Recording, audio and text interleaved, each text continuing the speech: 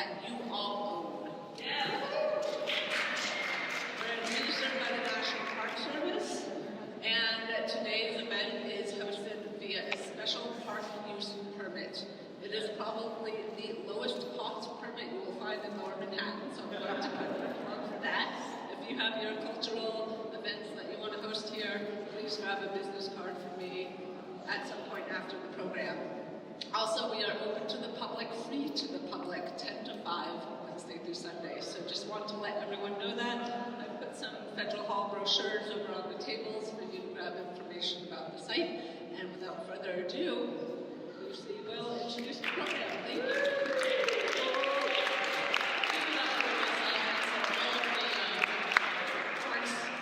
Staff that's here today for their day off. Also, as we know, the national parks have been under attack, both in defunding but also in elimination of their freedom of speech by taking down signs that say anything that implies that anyone aside from a cis white man ever did anything. So, fight for the parks. Thanks everybody for being here. We're going to start with the creative producer for Safe Harbors NYC. Safe Harbors is dedicated to empowering Indigenous voices through the performing arts. Please welcome the always powerful Henu Josephine Tarrant.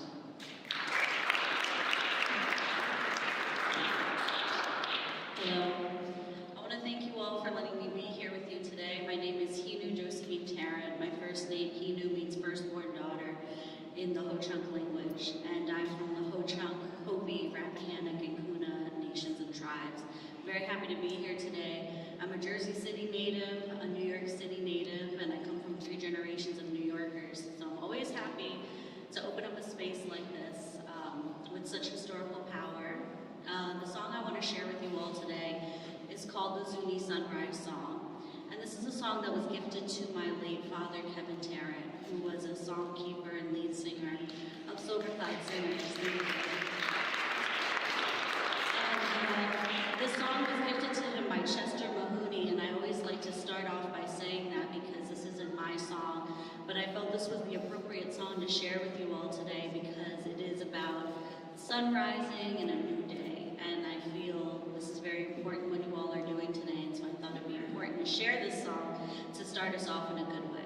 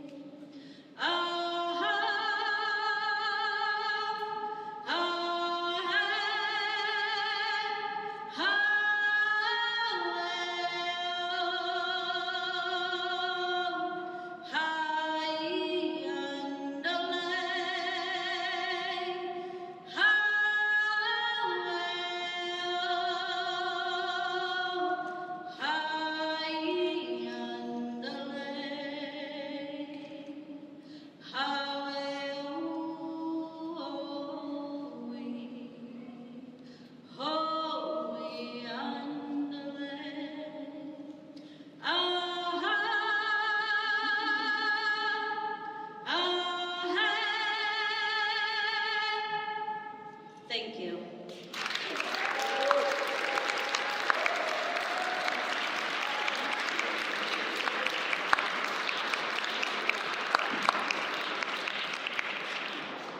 Wow. Thank you. Thank you so much. Please, yes.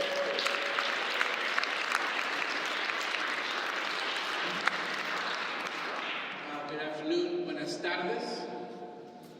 It is my great honor to be here today with all of you to celebrate our activism in the face of injustice. Being in community with you on this day is something that's very personal for me. Because as an artist whose art making transformed my life, I know without art, without culture, and with the freedom of speech, I would not be here today. The preamble of the Constitution says it all. We, the people, in order to form a more perfect union. And it is these 4 words, a more perfect union, that gives meaning to our assembly. The Constitution, when it was first implemented, was imperfect for all its inequalities and outright discrimination. Enslaved people and indentured servants were 3/5 human. Women had no right to vote, and indigenous communities were not deemed citizens. So, the phrase, a more perfect union, was the key to our emancipation. And the key to that emancipation of defining who we the people really are is the First Amendment. It is the 5 core rights embedded in the First Amendment which makes it possible for this democracy to become more perfect as we continue to evolve as a country.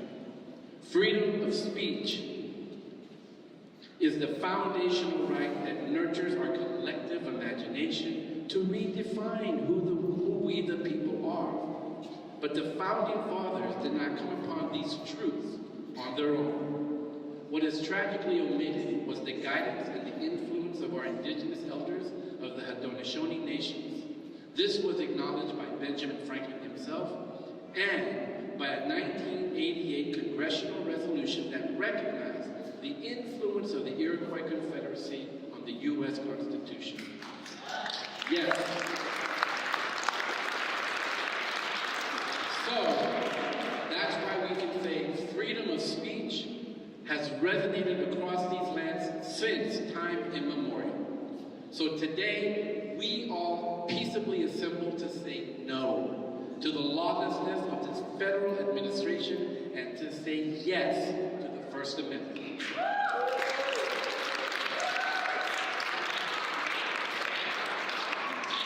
And someone who has experienced that very recently, I want to introduce our first speaker who had his art singled out by the White House, leading to the closing of the entire Latinx exhibition at the Smithsonian. Please welcome the great illustrator and artist, Felipe Galindo Fego.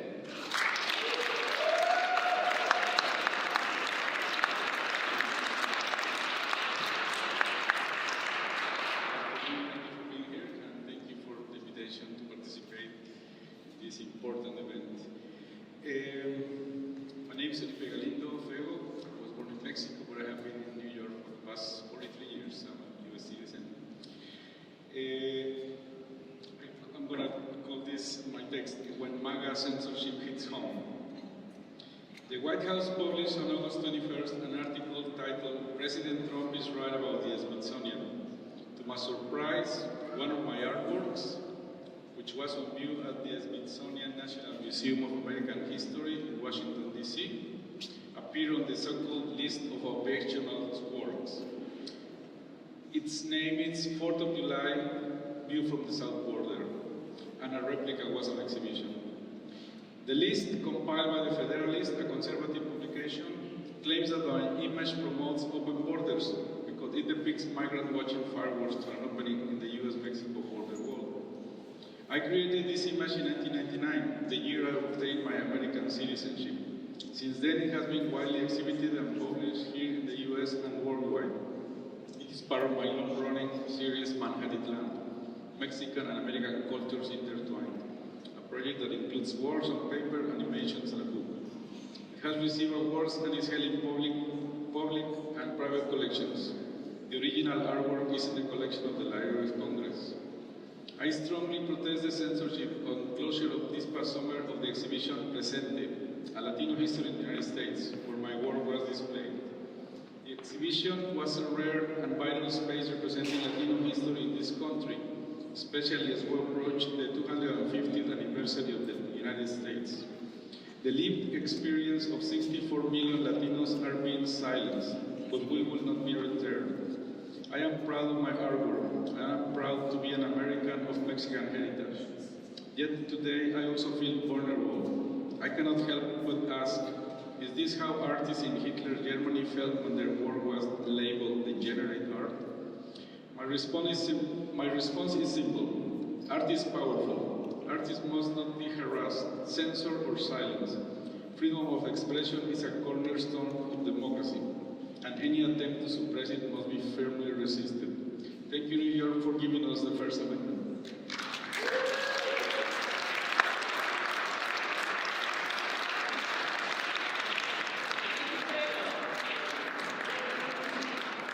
Thank you so much, and we're with you.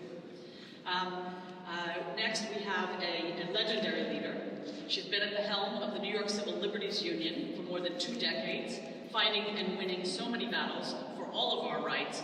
Put your hands together for NYCLU Executive Director, Donna Lieberman.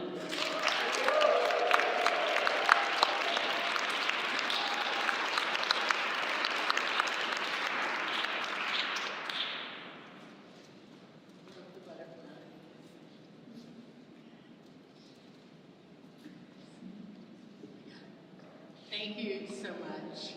I have to say, I pass this building every time I go to work, and it's so nice to now have something besides around the corner from the stock exchange to associate with it. You know, even if just for a fleeting moment, recognizing the Haitian people who were here first, and also being a focus, a place where we reaffirm our commitment on the 234th Bill of Rights Day to protecting, preserving, fighting for the Bill of Rights, first and foremost, the First Amendment. So I'm just going to talk about a sliver of the existential threat we face to our Bill of Rights. I'm doing that because I've got something to do. There's an action step here. Because across the country, and in New York too, extremists are trying to censor ideas they don't like by banning books from school libraries. Books that talk about racism and the history of slavery. Books that talk about gender equality. Books that talk about LGBTQ rights. And books with ideas they just don't like. And that is a whole lot of books. But to that, we say no, not on our watch.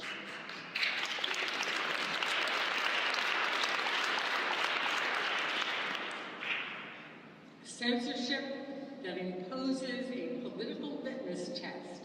Who's talking about what, guys, right? That imposes a political litmus test on what our kids can read is antithetical to free speech, antithetical to our democracy, and undermines the very foundations of public education in a free society. And that's why the New York State Legislature has passed the Freedom to Read Act.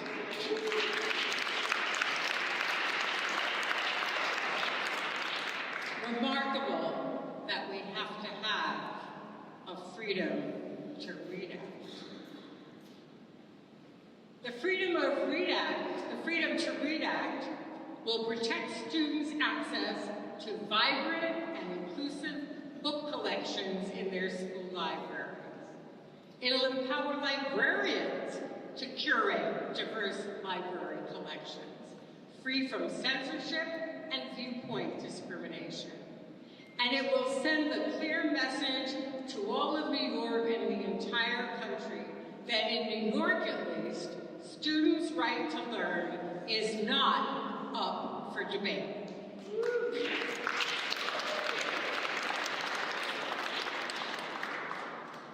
But there's a catch.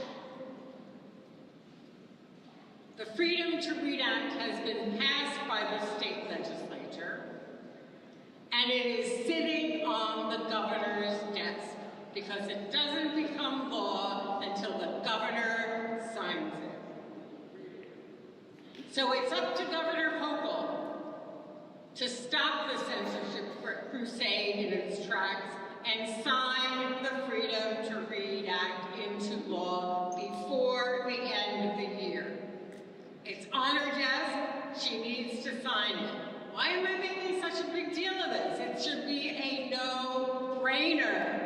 But guess what, guys? It is not. So Governor Hochul needs to hear from you because our children deserve vibrant, inclusive schools where books are read, not banned. That's read, R-E-A-D, not read some other color that appears when we don't necessarily want to see it. And our schools need to be places where ideas are explored and not erased. Our democracy demands nothing less. So our message to Governor Hochul, and there's just till the end of the year to send it to her, Governor, stand up for our kids. Governor, stand up for education. Governor, stand up for democracy. Sign the Freedom to Read Act now. Thank you. Thank you, Donna. And if you go to nyc.u.org, they have an automated one, so you can send her an email just by that. I advise going to their website all the time because they always have great action items. Luckily, we in this city have leaders that do understand the freedom of expression, that do understand the power of culture. And it is because of them, because of our allyship with them and them fighting for us, both in the administration and in the city council, that we have as strong a sector as we do. Please welcome the chair of the Committee on Cultural Affairs in the City Council, Councilmember Eric Botcher.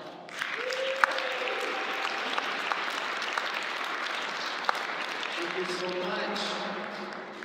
We are standing in the very spot where the Bill of Rights was drafted. Right here in New York City, and it was drafted following a bloody war for independence in our country. But that war did not start with bullets. It started with words. In 1776, Thomas Paine wrote a pamphlet called Common Sense. And he wrote it in plain language so everyday people could understand it. And it challenged the concept that kings ruled by divine right, which was a very common belief at the time. And he asked a simple question: why should an island rule a continent? The pamphlet spread hand to hand. It was read in taverns and in town squares, and it helped turn independence from a radical idea, into common sense. Nearly 80 years later, America faced another moral crisis: slavery.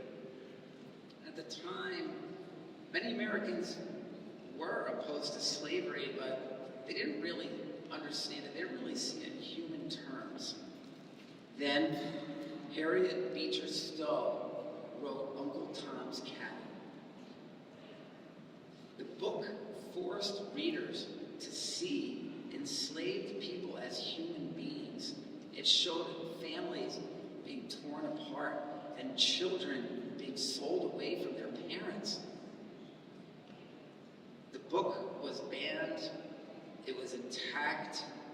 politicians and slave-owning states, but it became one of the most widely read books in American history, and it helped shift public opinion in a huge way towards abolition. So we're seeing a pattern here throughout our country's history.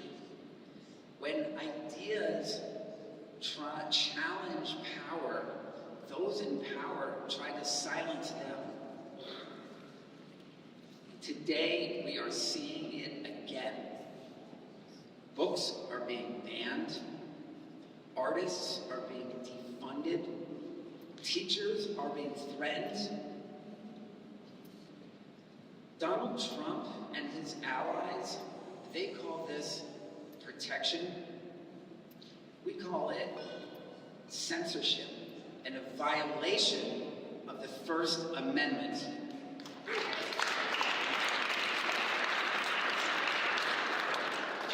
So we've seen this before. It never ages well. We will not stand for this. We will not whisper. We will not self-censor. We will not surrender our stories, our books, our voices, our art. Free speech built this country, and we are not giving it up. We are not giving up. We will not stop until we restore free speech in our country.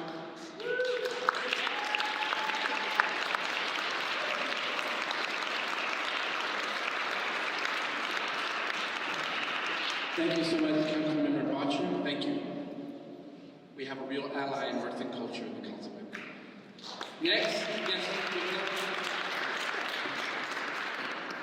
Next, we're going to have a performance by one of our great theater artists, a friend for decades.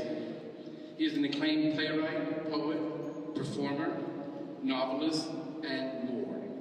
Please welcome Carl Hancock Russ.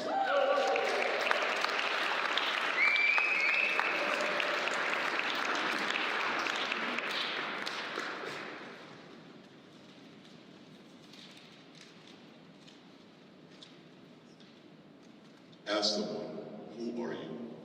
Where are you now? What do you think? What shall we change? Where is our Congress? Who is curious? What is our proposition and remedy? Where shall we place our attention, and how shall we give it decision? Today ahead, though dimly yet we see, through light, through space, through rooms, through halls in which we gather, a copious saying, gigantic lasting power becomes us in our gathering. A harmony of eyes and minds and language gives us right to things. Here, the body and the life are to be considered in diatonic notes, little shreds of fabric to make the whole of a continuum. So daydream here. Think in terms of tangential associations. Focus on and become aware of the possibilities simmering your interest. Ponder creative solutions and abstract speculations of principle and theory. Develop perfection. Comprehend, contradict one another, and question democracy. Realize convictions, present them in oneness, tempered by wandering. The triumphant future of business, of play, of republic it is afforded us here. Value your occupancy and inhabit your intellect. Take off your hat to nothing known or unknown to any man or number of men. Dismiss whatever insults your own soul. Your very flesh shall be a great poem, and have the richest fluency not only in its words, but in the silent lines of lips and faces, and between the lashes of eyes, in every motion and joint of your body. Your body is my body, is any body in space, not merely bodies assembled, but bodies regenerating meaning through co-presence, and body plurality names your condition. So see yourself, see your body here. Yourself here is where democracy is, not a structure imposed from an Empyrean seat, nor consensus achieved through speech, but a lived density produced by proximity, friction, duration, bodies arriving, bearing unequal histories, irreducible differences, degrees of opacity that need not be resolved to be honored. Here, the presence of your body and my body becomes the argument.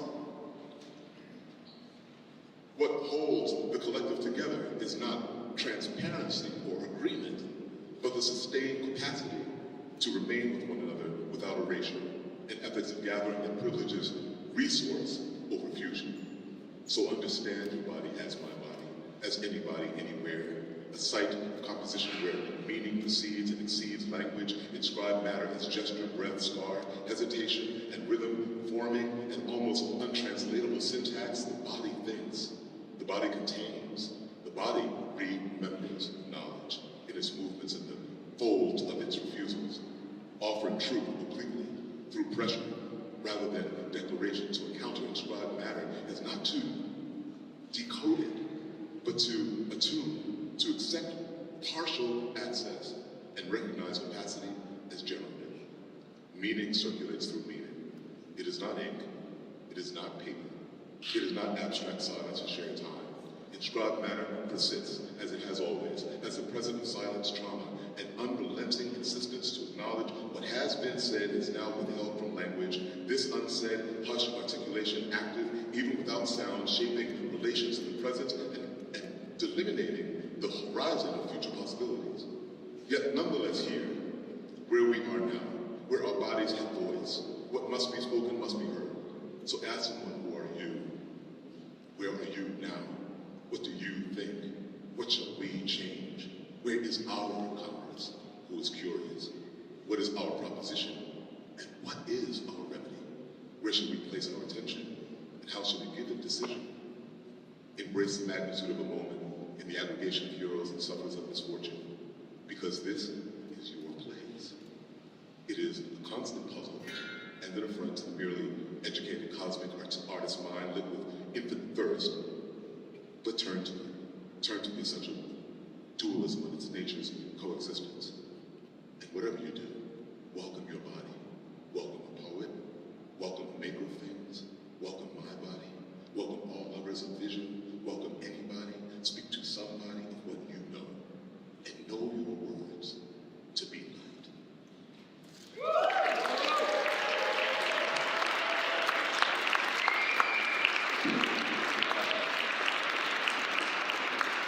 Thank you, Carl. Thank you. Embodied plurality. Love that. Our next speaker is the leader of a national organization that has engaged in advocacy to support First Amendment principles for over 50 years. Please welcome Executive Director of the National Coalition Against Censorship, Lee Rowland.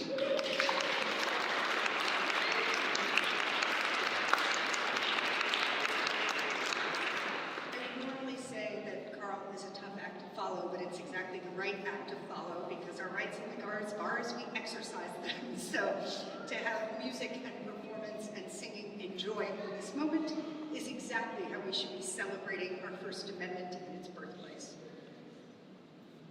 The First Amendment, when it was born here, became not just words on paper, but an actual ideal, our country's identity, right? A beacon.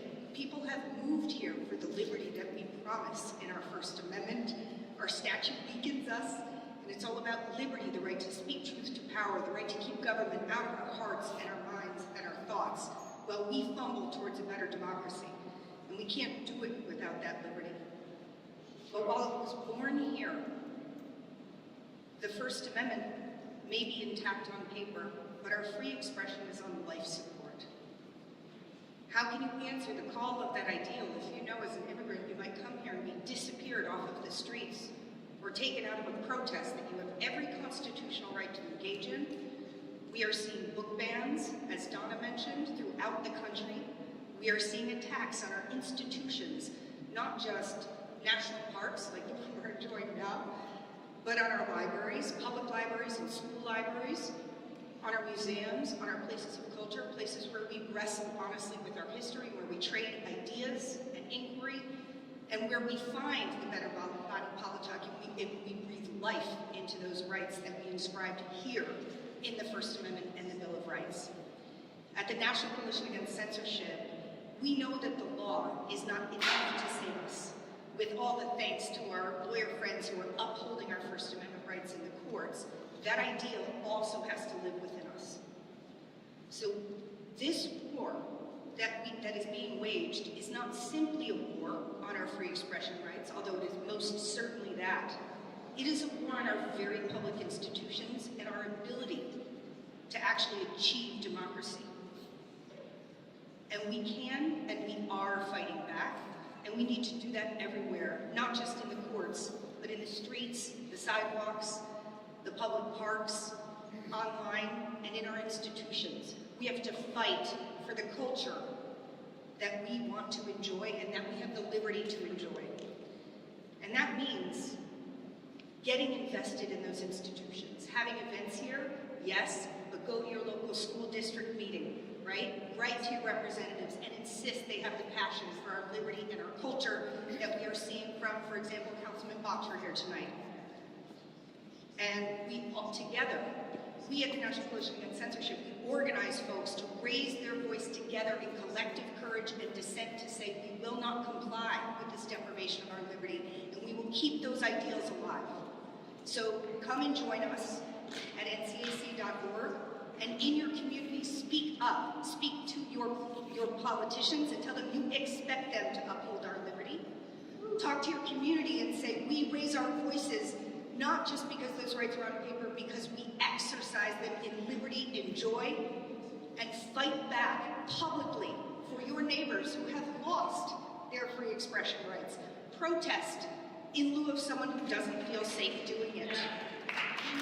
Go to the institutions that are being captured by political actors and say, I use this library, I love this museum, I am grappling with my liberty in real ways, because together, we the people in the place where the First Amendment was drafted, we will not lose that ideal, and we the people will fight for our free expression with joy, with all the complex messiness that is our democracy, and we will not let it die, not here in the place where it was written. Thank you. So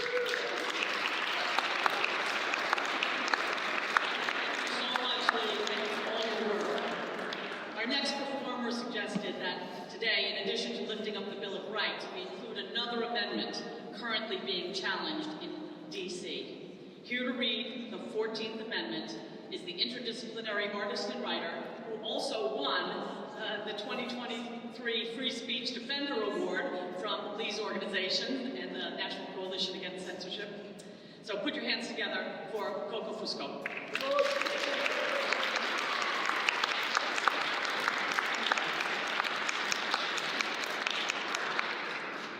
Okay, so I'm just going to read section 1, okay?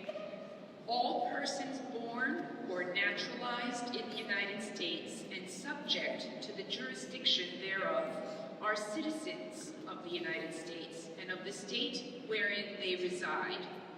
No state shall make or enforce any law which shall abridge the privileges or immunities of citizens of the United States. Nor shall any state deprive any person of life, liberty, or property without due process of law. Nor deny to any person within its jurisdiction the equal protection of the laws.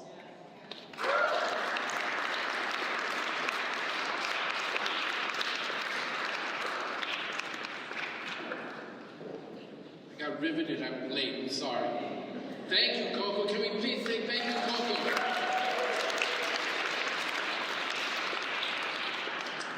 We are very thrilled and very fortunate to have a rising star with us. She already rose up, look at that. She was a next-gen musician with the Arts Ed powerhouse, Midori and Friends, and now is a freshman at Berklee School of Music.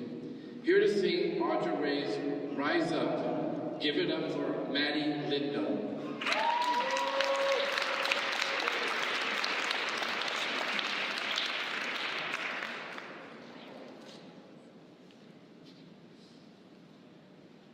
Broken down and tired of living life on a merry-go-round, and you can't find the fighter, but I see it in you, so we gon' walk it out and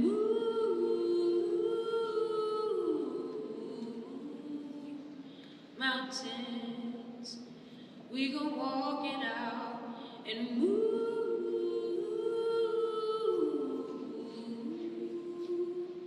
mountains. And I'll rise up high like the waves. I'll rise up in spite of the ache. I'll rise up and I'll do it 1,000 times again. And I'll rise up high like the day. I'll rise up in spite of the ache. I'll rise up and I'll do it 1,000 times again. For you, for you, for you, for you.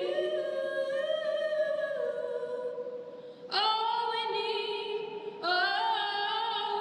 need is hope. And for that we have each other. And for that we have each other.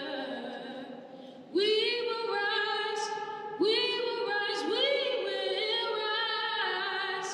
And for that we have each other. Oh, and I'll rise up high like the waves. I'll rise up in spite of the ache. I'll rise up and I'll do it 1,000 times again.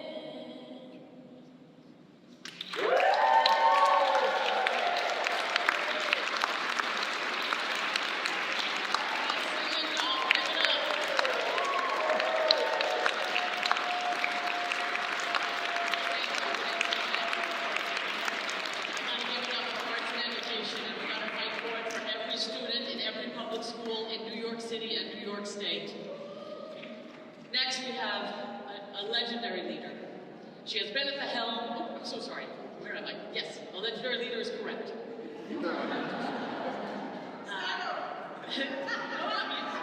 That's the first line. I have a legendary leader here. She has led the New York City Department of Cultural Affairs for 4 years, securing many victories for culture and arts, including the highest cultural funding in New York City history. Please welcome Commissioner Lori Humphrey.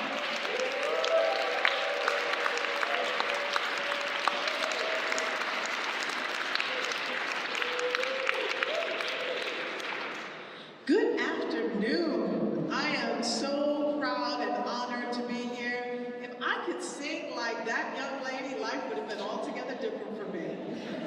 That budget that we just passed would have been like 3 times higher if I had that gift to add to everything else. If I could start a speech like that, that would be so awesome. So thank you for sharing your gift and your talent, and we look forward to hearing so much more from you. And today is such an important day, and I'm so delighted that this has been organized. And as all of us know, there has never been any golden age of free speech. It has always been something that we have had to fight for, we'll always have to fight for, but I'm so glad to be joined with these tremendous, great fighters who recognize that we are in this together, and we've got to make sure that we continue to raise our voices to make sure that this is something that future generations will benefit from, and it's certainly a part of the identity of this country. And that fight has always been with, and always with at the center of it, our artists. Our artists and what we are fighting to protect is what is so critical right now. Their voices, you know, let's take politics aside, because it's not going to be the politicals that are going to bring this country together. It is going to be the courage of our artistic and creative community. Our Black, POC, Indigenous, queer, and other marginalized groups for whom freedom of speech is often a matter of life and death. In 1936, Langston Hughes wrote, "Let America be America again." An appropriate phasing today of all days, writing, "Oh, let America be America again, the land that never has been yet, and yet must be, the land where every man is free. And those words ring true now as it did back in 1936. It outlines the work that we have to do. Just 2 years after that, Zora Neale Hurston had the audacity to write a whole novel focusing on the experience of Black women in the South. Not surprisingly, the novel was poorly received on publication, but has come to be enshrined as a great work of American literature. To do this work, artists always have to take risks, just like all of you in this room, to be bold and to be supported. Music, rooted so deeply in the soul of our communities, has given us many artists that have taken on this challenge. The same decade that Hughes and Hurston were writing those lines and verses, Billie Holiday recorded Strange Fruit, searing the image of Black bodies swinging in the southern breeze into the minds of millions of Americans. She paid a heavy price.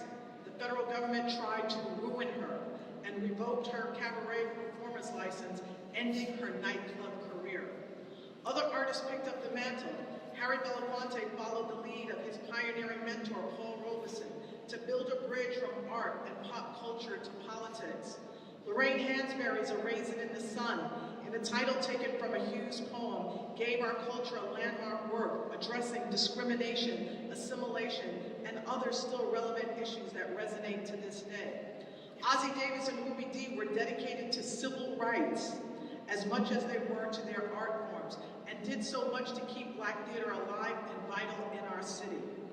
Davis read the eulogy at the funeral of Malcolm X, a courageous act in a day where Malcolm was such a figure of fear for mainstream America. In every case, conversations across generation, the courage of convictions to bring these issues to wide and influential audiences despite personal risk, a potent form of censorship. These are and is what defines these artists. And it's so critical that we learn from that important history, because we have a role in shaping history for the future. And these sorts of gatherings to remind ourselves, to pour into one another, to pour into the next generation, it's critical that we continue to speak up during this critical time, because the protection that our arts community needs is so critical now more than ever. And I'm excited and honored to work with all of you, to be in this foxhole for the fight for freedom with all of you courageous leaders is the greatest honor in my lifetime. So thank you all so much, and I will see you at a cultural institution fighting for freedom very soon. Talk to you soon.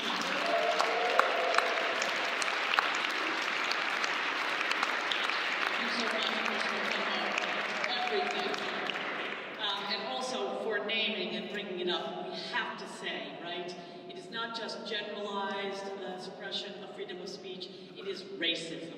It is an attempt to erase the cultural heritage of our country, in particular of our Black, brown, indigenous, and queer country.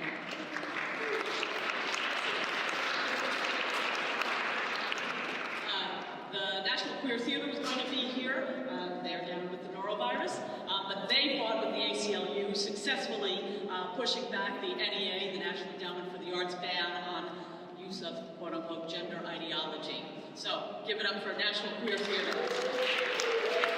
Our next speaker also stood for the rights of LGBTQ artists, like participants in Drag Story Hour when they came under attack in Queens libraries. We have Proud Boys in Queens attacking the libraries, attacking the drag artists, and attacking this council member. Please welcome another of our cultural champions, Council Member Shekhar Krishnan.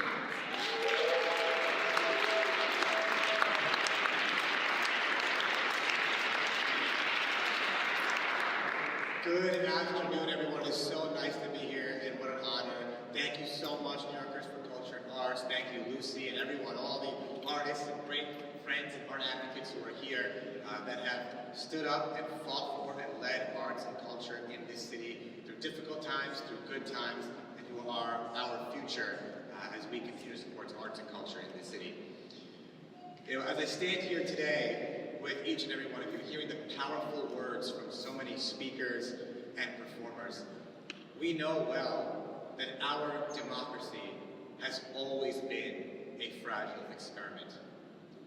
And we also know well, without a doubt, that we are in one of the most fragile moments of our democracy since our founders gathered here more than 200 years ago to draft the first Bill of Rights and swear Washington in as the first president.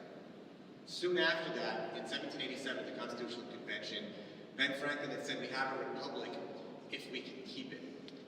And the question of whether we can, if we can keep it, is the most pressing question we face today. And as we know, that is no exaggeration. Not only as a council member, but as a lawyer myself too, I know firsthand that the rights we have are worth no more than the paper they are written on, including if that paper is the Constitution of the United States and our Bill of Rights, if they are not enforced in reality. And we are seeing dangerous erosion of our rights and their enforcement, especially when it comes to the First Amendment. Individuals facing retaliation and punishment for speaking out, from deportation to baseless political prosecutions. We are seeing dissent being suppressed and attempted to be suppressed through the militarization of the streets of our country. We are seeing our public programming being taken over by forces that are decimating arts and culture in this city. The funds to public programming being cut, leading arts institutions being taken over in hostile, damaging ways that will take years, decades to undo. And we are facing a Supreme Court whose responsibility is to interpret the law and uphold the basic constitutional rights, do the exact opposite. A Supreme Court that cares more about the free speech of corporations than individuals, that is redefining who is equally protected under the Equal Protection Clause of the 14th Amendment, that is redefining the basic fundamental civil rights, like the voting rights that we hold dear in this country. And as Lucy just said, we are witnessing a federal government do everything at any cost to erase our histories, to stamp out the stories, not only of our culture and our communities, but the racism and racial struggles that are an integral part of the history of this country. We are seeing all of that being erased.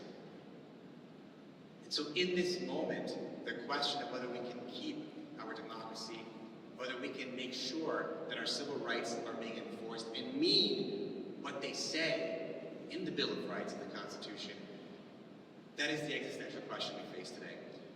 But what gives me hope at the same time is what we are seeing in our streets. We are seeing people exercise their First Amendment rights without fear, without hesitation, standing together to organize and protest ICE and the National Guard in our streets. We are seeing people stand up together to defend civil rights at a time when doing so can cost so much. And we are not only seeing that at 26 Federal Plaza, at Canal Street, but we are also seeing it in my own neighborhood of Jackson Heights, where when 25 times we had far-right groups, including the Proud Boys, in our streets, in front of the Jackson Heights Public Library, in front of my office, in front of my home, with my children at home, attempting to spread fear and hate for our support of Drag Story Hour and our LGBTQ+ communities in Queens and across New York City. But what gave me hope in those dark moments is the same thing that gives me hope now too. It is that you all, we all, stood together, side by side, to speak out against that hate, to show that it didn't belong in our community. We did it in the streets of Jackson Heights, and we are doing it now, here across the city.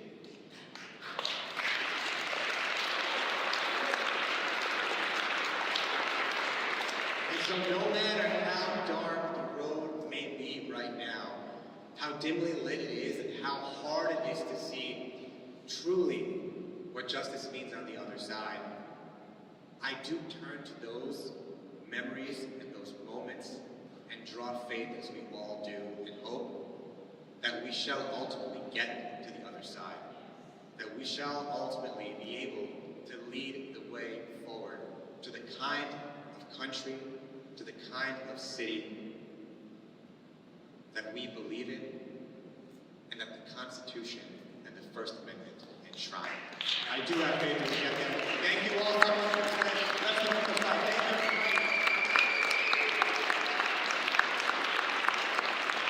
Thank you, for your testimony, for your advocacy, and it's no small act that you're all here today. I want to emphasize the fact that you're here today is a form of activism and resistance that we need to do more and more of.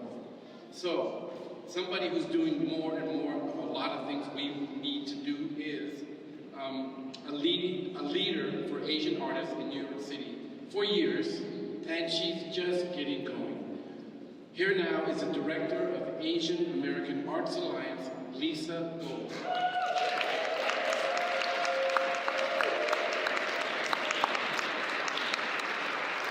Thank you so much for the opportunity to speak today. Obviously we all know the importance of the First Amendment to our fundamental freedoms, but for Asian American artists, and actually for all artists of color, it offers even more. It offers the right to exist publicly, to tell our own stories, and to challenge who gets to be seen and heard in this country. Asian Americans have long worked in the shadow of erasure and stereotype, cast as perpetual foreigners, model minorities, or simply left out of the narrative altogether.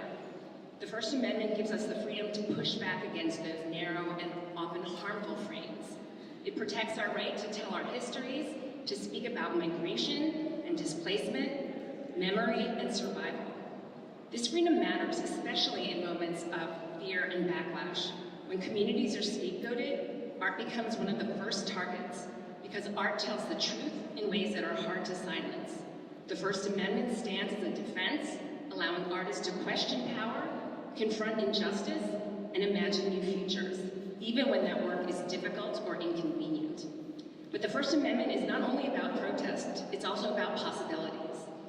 It allows artists the freedom to experiment, to be unconventional, and to contradict stereotypes and comfortable narratives. It makes space for work that does not explain itself, that refuses to perform identity on demand, that insists on complexity. Ultimately, the First Amendment reminds us that democracy depends not just on laws, but on voices. And when Asian American artists are free to use our voices to create, we're not only expressing ourselves, we're expanding the cultural imagination of this country. Thank you.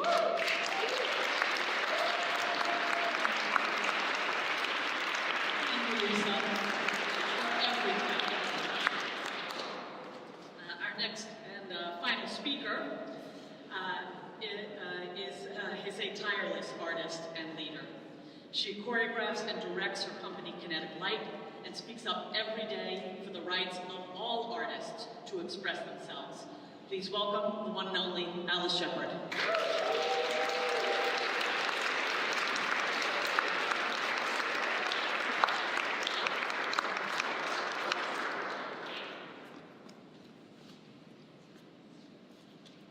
Ready? Let's do this. My name is Alice Shepard.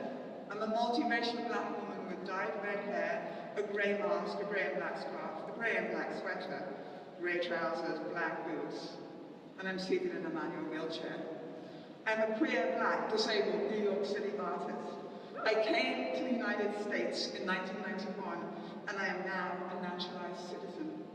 I chose America because I sensed that this nation could offer me a life that my home country of the UK could not. I became an artist in America, breathing our ideals of democracy, equality, and freedom. I am a dancer, a choreographer, and a writer. I make work from a place that considers disability as a creative force and access as an aesthetic power. Everything I do centers disabled people as culture bearers, workers, and creators in this city's vital cultural and civic life. Artistic expression is at risk. Our social fabric is under attack. And without one, we cannot have the other. For disabled people, art and the social fabric are intimately connected. My creative practice, my life, depend on the work of those who fought for accessibility. My creative practice, my life, depend on those who fought for my freedom. They depend on those who fought for the rights of disabled people to live in the community, on those who fought for the rights of disabled people to receive an education. My creative practice, my life, depend on those who fought for disabled people to receive health care. My creative practice, my life, continue to depend on those who will fight for our access to employment and our access to the courts to continue the fight for justice. So no, I will not be silent, because for these ancestors, these elders, these, my friends, I will not be quiet. And as the government attempts to silence us, I will not be quiet. The America I chose to live in is shaped by community, connection, and art that connects us to our souls. You know it, I know it. The opportunity to gather, speak our minds, make our art, practice our religions is quintessentially Americans. And as artists, we know the power of art to transform the world. So yes, yes, I will make my art an act of resistance, a statement of survival and presence, and I know I'm not alone. We, together, lend each other breath and courage. You are my hope. We are each other's hope. Let us fight for art and justice together. Thank you.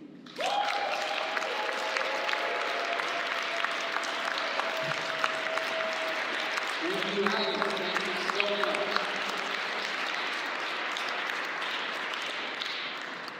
We'll see you again as we read the Bill of Rights soon. To take us into our closing and our powerful moment, I hope, we have a powerful and Grammy-nominated saxophonist, flautist, clarinetist, composer, and producer, who's played with everyone from my Aunt Celia Cruz to Ray Barretto. That's a joke. She's not my aunt. But I had you. You were all like, shit. Anyways, from Celia Cruz, sorry. From Celia Cruz to Ray Barretto to the Mingus Band and more. Today, he will play American tune based on Bach's O Sacred Head, Now Wounded, followed by America the Beautiful, to take us into our closing, the reading of the Bill of Rights. Please join me and make some noise for Jay Rodriguez Sierra.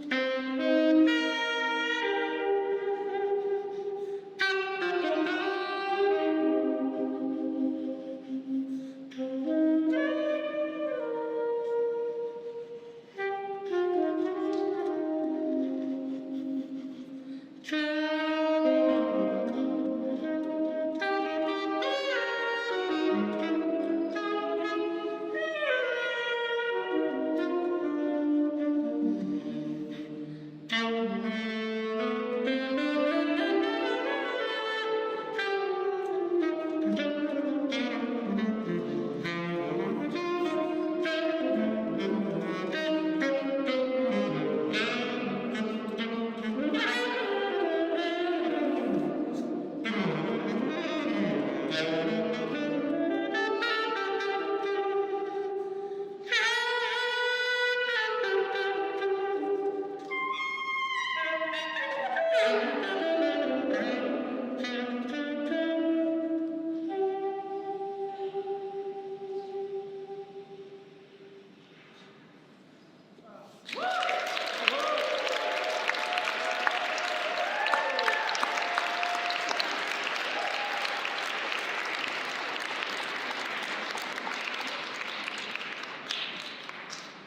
to read the 10 amendments of the Bill of Rights drafted on this spot are Tony Award-winning actor, clown, theater artist Bill Irwin, theater artist and constitutional scholar George Emilio Sanchez, journalist, dance critic, and curator Eva Yas and Jawad,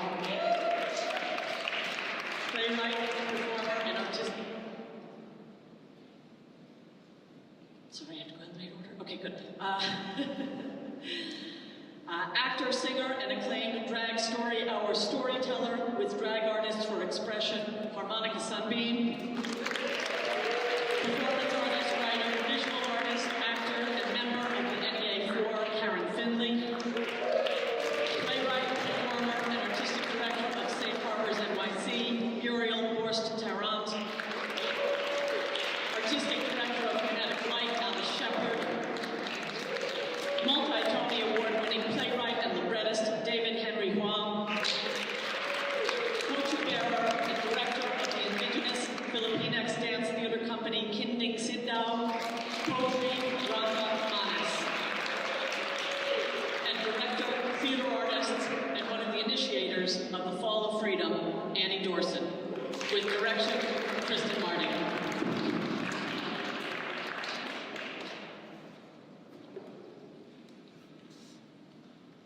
Preamble to the Bill of Rights, ratified by the states on December 15, 1791. It read, Congress of the United States begun and held at the city of New York on Wednesday, the 4th of March, 1789.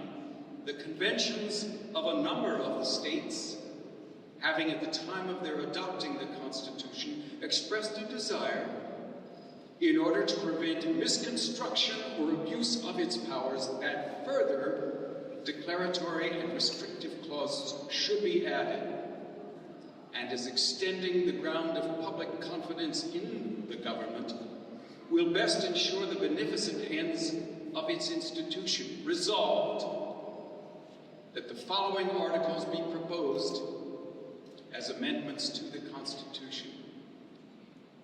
First Amendment.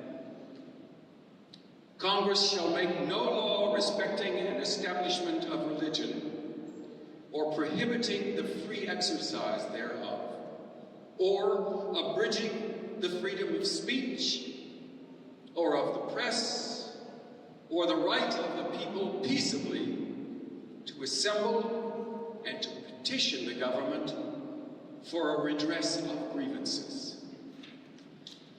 Amendment 2. And before I read the Second Amendment, I hope you can join me in sending condolences and holding in our hearts to the families and the loved ones of those who we lost yesterday at Brown University and Bondi Beach. Amendment 2. A well-regulated militia being necessary to the security of a free state. The right of the people to keep and bear arms shall not be infringed. Third Amendment. No soldier shall, in time of peace, be quartered in any house without the consent of the owner, nor in time of war, but in a manner to be prescribed by law. Fourth Amendment. The right of the people to be secure in their persons, houses, papers, and effects against unreasonable searches and seizures shall not be violated, and no warrant shall issue but upon probable cause supported by oath or affirmation, and particularly describing the place to be searched and the persons or things to be seized. Fifth Amendment. No person shall be held to answer for a capital or otherwise infamous crime unless on a presentment or indictment of a grand jury, except in cases arising in the land or naval forces or in the militia when in actual service in time of war or public danger. Nor shall any person be subject for the same offense to be twice put in jeopardy of life or limb, nor shall be compelled in any criminal's case to be a witness against himself, nor be deprived of life, liberty, or property without due process of law. Nor shall private property be taken for public use without just compensation. Sixth Amendment. In all criminal prosecutions, that accused shall enjoy the right to a speedy and public trial by an impartial jury of the state and district wherein the crime shall have been committed, which district shall have been previously ascertained by law, and to be informed of the nature and cause of the accusation, to be confronted with the witnesses against them, to have compulsory process for obtaining witnesses in his favor, and to have the assistance of counsel for his defense. Seventh Amendment. In suits at common law, where the value in controversy shall exceed $20, the right of trial by jury shall be preserved, and no fact tried by a jury shall be otherwise re-examined in any court of the United States than according to the rules of the common law. Eighth Amendment. Excessive bail shall not be required, nor excessive fines imposed, nor cruel and unusual punishments inflicted. Ninth Amendment. The enumeration in the Constitution of a certain rights shall not be construed or denied or disparage others retained by the people. 10th Amendment. The powers not delegated to the United States by the Constitution, nor prohibited by it to the states, are reserved to the states respectively or to the people.